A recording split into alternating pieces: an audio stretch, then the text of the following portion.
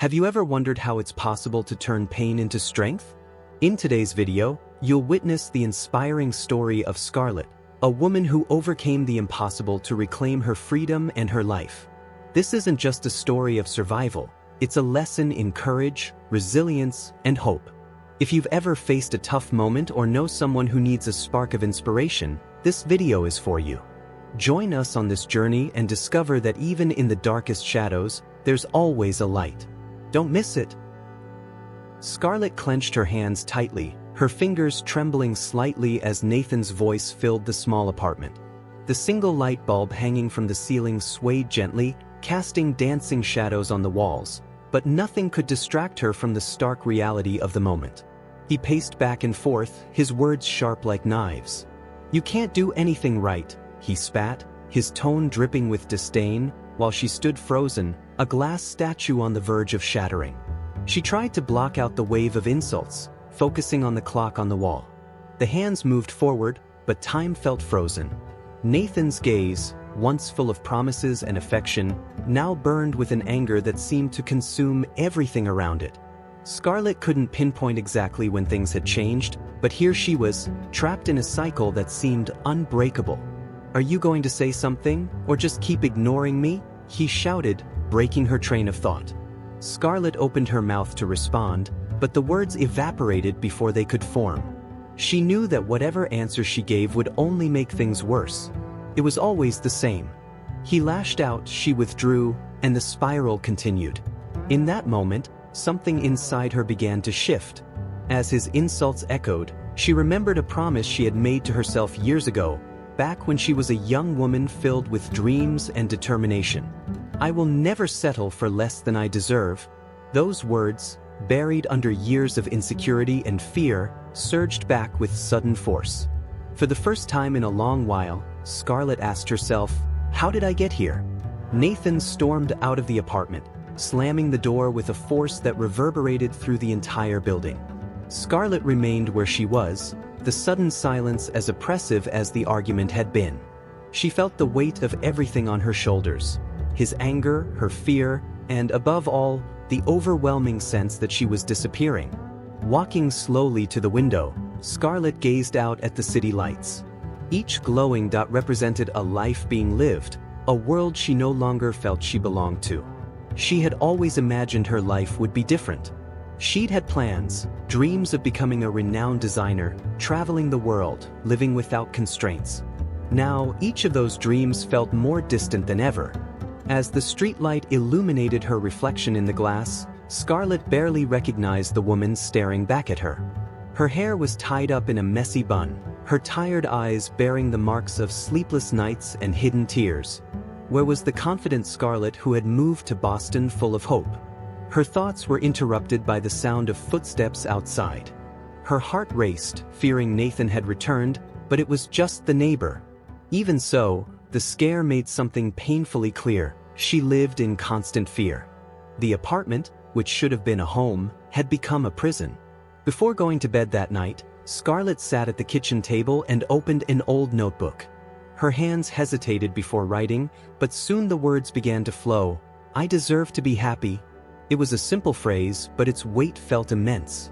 In that moment, a seed was planted. Something within her was starting to awaken, though she didn't yet know exactly what it was. Scarlett gripped the notebook tightly as the words she had written danced before her eyes. "I deserve to be happy." The simplicity of the phrase felt almost brutal against the complexity of her life. Her thoughts began to drift, pulling her back to a time that felt like it belonged to someone else. A time when she still believed in the fairy tale that had brought Nathan into her life. They met at a party hosted by a mutual friend. Scarlett was in the early years of her design degree, brimming with dreams and energy. Nathan, with his disarming charisma and easy smile, seemed perfect. He had watched her from across the room before approaching, and their first conversation was filled with compliments. "You have an amazing smile," he said, causing her cheeks to flush as she shyly looked away. He was funny, engaging, and made Scarlett feel like the only person in the room. The first few months of their relationship were an emotional whirlwind. Nathan was always present, planning spontaneous dates and sending sweet messages. He seemed to understand her ambitions, often encouraging her to dream big. "You're going to be a famous designer one day. I can see it," he would say, and Scarlett believed him. She shared every detail of her life with him, feeling as though she had finally found someone who truly understood her. But the signs started to appear slowly, almost imperceptibly. Scarlett recalled the first time Nathan criticized her clothing. "Don't you think that skirt is a little too short?" he said in a gentle tone, but something in the way he looked at her made her change it. Then came the comments about her friends. "I don't think Rebecca likes me very much," he mentioned casually. Scarlett began distancing herself from her best friend, thinking it was better to avoid conflict. Over time, the criticisms escalated and became more personal. He questioned her abilities as a designer, pointing out minor flaws in her work. When she expressed excitement about a new project, he dismissed her enthusiasm. "I don't think it's as good as you think it is." Scarlett, once proud of her creativity, began doubting herself. The turning point in Nathan's control came when he started limiting where she could go. At first, it seemed like genuine concern. "It's dangerous to go out alone at night," he would say, but eventually, any outing without him became a problem. Scarlett felt her world shrinking, isolated from everything and everyone she loved.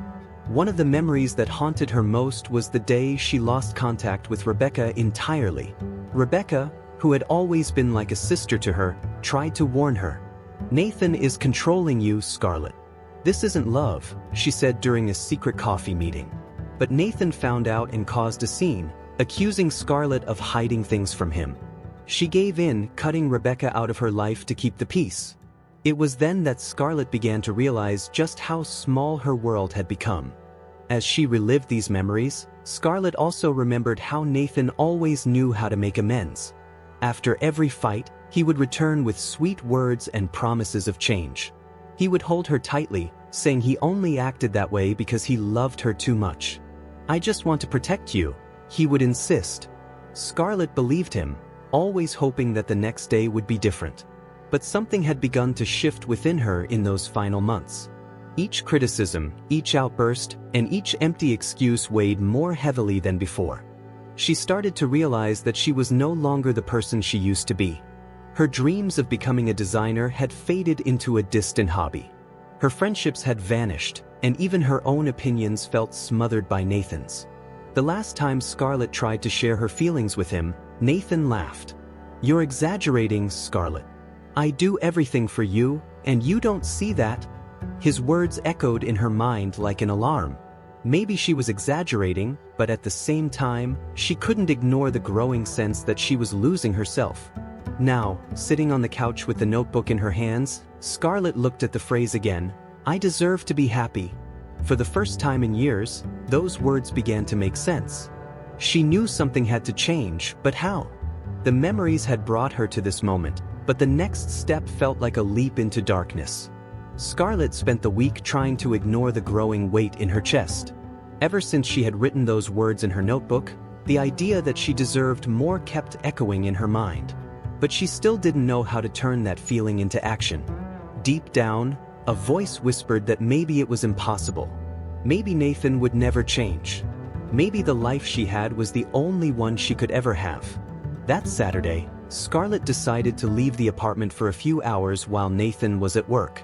She needed fresh air, a moment away from the suffocating walls of the apartment. She chose a nearby park, a place she used to visit before everything had changed. The cool spring breeze brushed her face, and for the first time in a long while, she felt a tiny spark of freedom. Sitting on a wooden bench, Scarlett watched the families around her. Children ran after kites, couples laughed over picnics, and a group of friends tossed a frisbee back and forth. It all seemed so normal, so far removed from the chaos of her own life. Then, something caught her attention. Not far from where she sat, a couple was arguing. The woman, visibly upset, gestured animatedly while the man spoke harshly. But then, in a move that took Scarlett by surprise, the woman raised her hand, interrupting him. "You will not speak to me like that," she said, her voice firm and steady. Without waiting for a response, she turned and walked away, leaving the man standing there, visibly stunned. Scarlett froze, her heart racing. That scene felt both foreign and painfully familiar. For a moment, she imagined herself in that woman's place, but the thought vanished as quickly as it had appeared.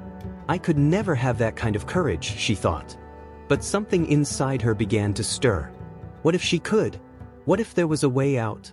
A chance to reclaim her life? Back at the apartment, Scarlett couldn't shake the image from her mind. Nathan arrived later, exhausted and irritable as usual. He complained about work, about the food, even about the way she was sitting on the couch. But this time, his words didn't cut as deeply. Scarlett was distracted, lost in her own thoughts. Something had awakened in that park, and she couldn't ignore it anymore. That night, after Nathan finally fell asleep, Scarlett picked up her phone and scrolled through her contacts until she found Rebecca's name. It had been years since they had spoken, but in that moment, Scarlett needed someone. Her hands hovered over the screen before she finally typed a message. "Hi, Rebecca. I know it's been a long time, but I need to talk to you. Can we meet?" Anxiety gripped her as she waited for a reply, but to her surprise, Rebecca responded almost immediately. "Scarlett? Of course. Just tell me when and where." 2 days later, Scarlett met Rebecca at a quiet cafe in the city. When they saw each other, it was as if no time had passed. Rebecca hugged her tightly, and Scarlett felt tears well up in her eyes. "I've missed you so much," Rebecca said, holding her hands. Scarlett took a deep breath and began to speak. She told Rebecca everything: the control, the isolation, the constant fear. Each word felt like shedding a weight off her shoulders, but it also brought a raw pain she could no longer hide. Rebecca listened without interrupting, her expression a mix of sadness and determination. When Scarlett finished, Rebecca held her gaze and said, "Scarlett, you know this isn't love, right? He's manipulating you, destroying you. You need to leave." Rebecca's words echoed in Scarlett's mind as she returned home that night. It was true. She knew it was true. But how? How could she escape something that seemed to have consumed every part of her life? Nathan wasn't just an abusive partner, he was a shadow she didn't know how to outrun. The following days were a mix of hope and doubt. Scarlett began discreetly researching abusive relationships, reading stories of women who had found the strength to leave. Each story seemed to feed a small flame inside her, but the fear still loomed like an insurmountable wall. On Thursday evening, Rebecca called her. "Scarlett, I've looked into a few things. There's a support group at a community center nearby. They can help you and guide you on what to do. You don't have to face this alone." Scarlett hesitated, but after a long silence, she agreed. The meeting at the community center was a turning point. Scarlett felt embraced in a way she hadn't in years. Women of different ages and backgrounds shared their experiences, and as Scarlett listened, she realized she wasn't alone. "The first thing you need to remember," one of the volunteers said, "is that you deserve a life that's free, a life that's yours." That night, Scarlett returned to the apartment with a different feeling. It wasn't just fear or sadness. It was a quiet determination, a certainty that something had to change. She didn't yet know what the future would look like, but one thing was clear: she couldn't keep living like this. Scarlett woke up that morning with a mix of anxiety and determination. After the meeting at the community center, the words of the other women echoed in her mind like a mantra: "You deserve a life that's yours." For the first time in years, she began to imagine what it might be like to live without Nathan's constant shadow. But the path ahead felt overwhelmingly uncertain. She knew she couldn't just leave. Nathan had nearly complete control over her life, from their finances to her social connections. Everything would have to be carefully planned. While sipping her coffee, Scarlett picked up the notebook where she had written her promise. This time, beside "I deserve to be happy," she added another phrase: "I need a plan." The first step was understanding her options. Scarlett called Rebecca, who welcomed her without hesitation. Sitting at Rebecca's kitchen table, the two began brainstorming strategies. Rebecca had researched shelters for women escaping abuse and explained that there were safe places Scarlett could go temporarily. "The most important thing," Rebecca said, "is that you have access to your money and your documents. You'll need those to start over." Scarlett took a deep breath. Money. That was a problem. Nathan had insisted she quit her job, saying he could provide for them and that she didn't need to worry. That left her completely dependent on him. "I barely have anything," Scarlett admitted, but Rebecca reassured her. "We'll figure it out. First, start saving whatever you can. And if you need help, I'm here." The following days were filled with tension. Scarlett began discreetly hiding small amounts of money, taking leftover change or saving on purchases Nathan asked her to make. Every dollar she tucked away felt like a small victory, but also a constant reminder of the danger she was in. She also began gathering important documents, her ID, birth certificate, and old cards she still had. As the plan progressed, Nathan began to notice a change in her behavior.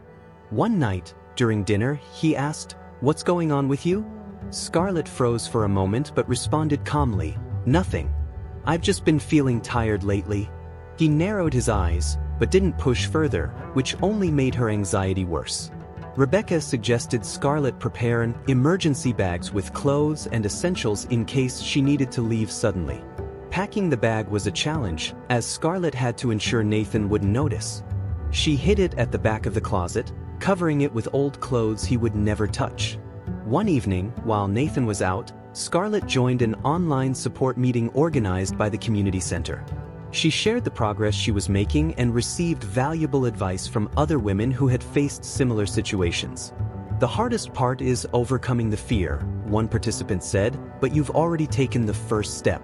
Don't forget that." The support from the group and Rebecca was invaluable, but Scarlett knew the real challenge would be facing Nathan when the time came. The fear of his reaction loomed over her constantly. He had never been physically violent, but the emotional and psychological control he wielded was immense. She had no idea how far he might go to keep her under his control. Finally, Scarlett chose a day to leave. It was a Saturday, when Nathan usually spent the afternoon at work. She arranged to meet Rebecca at a specific location, where she would be taken to the shelter. The anxiety leading up to that day was suffocating. Every glance from Nathan felt more suspicious, every move she made seemed scrutinized. Scarlett barely slept, but she knew she couldn't back out now. The morning of the planned escape, Scarlett woke up early. The apartment felt quieter than usual, as if the space itself was aware of what was about to happen. While Nathan got ready for work, Scarlett tried to act as normal as possible. He kissed her forehead before leaving, as he always did, and Scarlett felt a lump in her throat. As soon as the door closed, she began moving quickly. She grabbed her emergency bag, her notebook, and double-checked that she had everything she needed. The clock seemed to move too quickly as she locked the door behind her and left the apartment.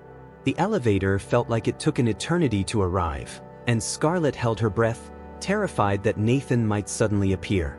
When she finally reached the ground floor, she walked out without looking back. Rebecca was already waiting in her car, parked across the street. As soon as Scarlett climbed in, she broke down in tears. "You did it," Rebecca said, holding her hand. "You did it." The shelter was simple but welcoming. Scarlett was greeted by a kind staff who explained how her stay would work. That first night, lying on the narrow bed, Scarlett felt a mix of relief and an unfamiliar sense of emptiness. She was safe, but what came next? What did it mean to truly start over? Scarlett woke up to the morning light streaming through the window of the small room at the shelter. The silence around her felt strange, almost unsettling. For the first time in years, there were no shouts, no cutting looks, no veiled accusations. Yet, at the same time, the absence of it all left an unfamiliar void. Scarlett was safe, but the feeling of freedom still seemed out of reach. The first days at the shelter were challenging. Scarlett quickly realized that rebuilding her life would be harder than she had anticipated. The shelter's staff welcomed her warmly and encouraged her to attend group therapy sessions where other women shared their stories. Listening to them, Scarlett felt a mix of relief and guilt. Relief, knowing she wasn't alone, but guilt for not yet feeling entirely free of Nathan's shadow. During one of these sessions, Scarlett decided to share her story. As she spoke, her words seemed to take on a life of their own, as if she were reliving each moment. She recounted the control, the isolation, and the constant sense of inadequacy. When she finished, one of the women approached her and said, "You're so much stronger than you think, Scarlett." Just by being here, you've already proven that." Those words stayed with her. Scarlett began to understand that, despite her scars, she had found the courage to take a step that many others couldn't. This realization brought a small glimmer of hope, something she could hold on to as she tried to rebuild her life. One of her biggest challenges was finding a way to support herself. Scarlett knew she needed a job, but her confidence was still fragile. For years, Nathan had made her believe she wasn't good enough, that she lacked talent. With the encouragement of the shelter's counselors and Rebecca, Scarlett decided to confront that fear. She picked up a notebook and started jotting down ideas for reigniting her career as a graphic designer, a dream she had abandoned because of Nathan. With Rebecca's help, Scarlett put together a simple portfolio using some old projects and new designs she had created at the shelter. Each piece was a small reminder of who she used to be. Rebecca also helped her set up a profile on a freelance platform, and within a few weeks, Scarlett received her first job offer. Although it was a small project, the sense of accomplishment was enormous. For the first time in years, Scarlett felt in control of something in her life. Slowly, Scarlett began forming connections with other women at the shelter. One of them, Lisa, was a photographer who needed help creating a website. Working with Lisa not only allowed Scarlett to hone her skills but also led to genuine friendships. Lisa often told her, "We're here to help each other up, Scarlett. None of us have to do this alone." This network of support became essential for Scarlett. She realized that while Nathan had taken so much from her, he hadn't destroyed her essence. Every small step, every victory, was proof that she was capable of more than she had believed. Scarlett began to feel, for the first time, that she was building a life that truly belonged to her. One quiet day at the shelter, Scarlett was asked to participate in a campaign to raise awareness about abusive relationships. They needed help creating graphics, and knowing her talent, they asked Scarlett to lead the project. At first, she hesitated, fearing she wasn't ready to work so closely with a topic that still felt raw. But after some reflection, she decided to take on the challenge. Working on the campaign was transformative. Scarlett designed posters and materials that not only told stories but also provided resources and support for those in need. By the end of the project, she felt something she hadn't felt in a long time: pride. Her work wasn't just a testament to her skills but also a reflection of her resilience. One evening, as she looked at her portfolio and the campaign materials she had created, Scarlett realized something profound. She was no longer the same person who had left Nathan's apartment that day. Despite the scars, she was stronger, more aware of her worth. For the first time, the future didn't just seem possible, it felt promising. There were still hard moments. Sometimes Scarlett found herself thinking about Nathan, reliving the things he used to say or do. But instead of letting those memories consume her, she began using them as fuel. Each painful recollection served as a reminder of why she could never go back.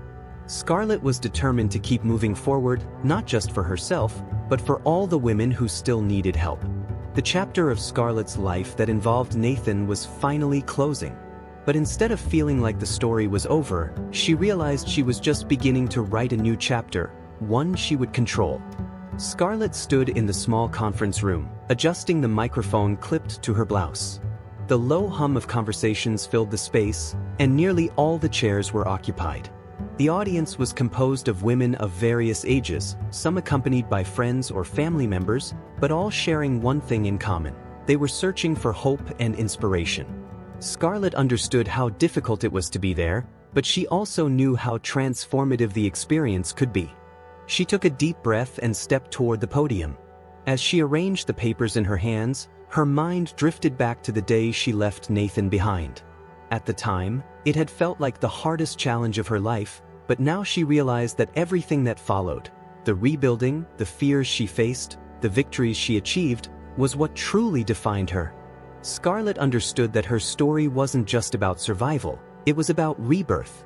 "Good evening, everyone," she began, her voice calm but resolute. "I want to start by saying that being here with all of you is an honor. I know how difficult it can be to sit where you are, listening to words you might not yet believe apply to your own lives. I know, because I was once in your place. Curious eyes turned toward her, and Scarlett continued, sharing the most pivotal moments of her journey. She spoke about Nathan's control, the isolation that consumed her, and finally, the moment she realized she deserved more. As she recounted her story, Scarlett chose her words carefully, aiming to connect rather than dwell on the pain. Her goal wasn't to relive her past but to show that there was life beyond it. She also spoke about the struggles she faced after leaving, the fear, the missteps, and the doubts. But more than that, Scarlett highlighted the triumphs she had achieved over time. It was when I started believing in myself again that everything began to change. I discovered that the strength I was looking for out there had been inside me all along, just waiting for me to set it free. Scarlett paused, letting her words sink in. Then she looked up and said, "I'm not here to tell you it will be easy. It won't. But I can promise you this, it's worth it. Every step you take toward freedom, no matter how small, is a step toward the life you deserve." The room remained silent for a few seconds before erupting into applause. Scarlett felt a warmth in her chest that confirmed her purpose. Her pain had not been in vain. She had transformed her experiences into a source of strength not just for herself but for others as well. After the speech, women approached her to thank her, share their own stories, or simply ask for a hug. Among them was a young woman named Emily, who hesitated before speaking. I'm just at the beginning," she said, her eyes brimming with tears. Scarlett held Emily's hands firmly. "The beginning is the hardest part, Emily. But you've already taken the first step. And I'm here to remind you that you're not alone."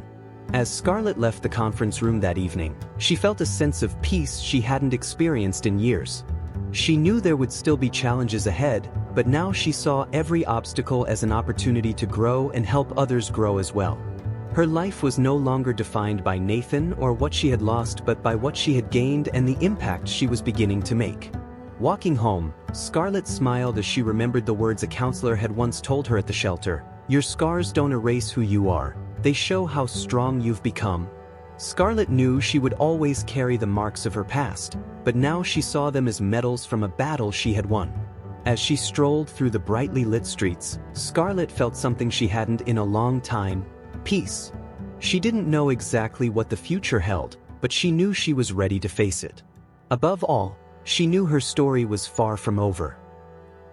If this story touched your heart, don't forget to like this video. Your support helps us reach even more people who need to hear messages like this one. Leave a comment below about what inspired you most in Scarlett's journey and share it with someone who could use this dose of hope. Together, we can spread courage and strength to those who need it most.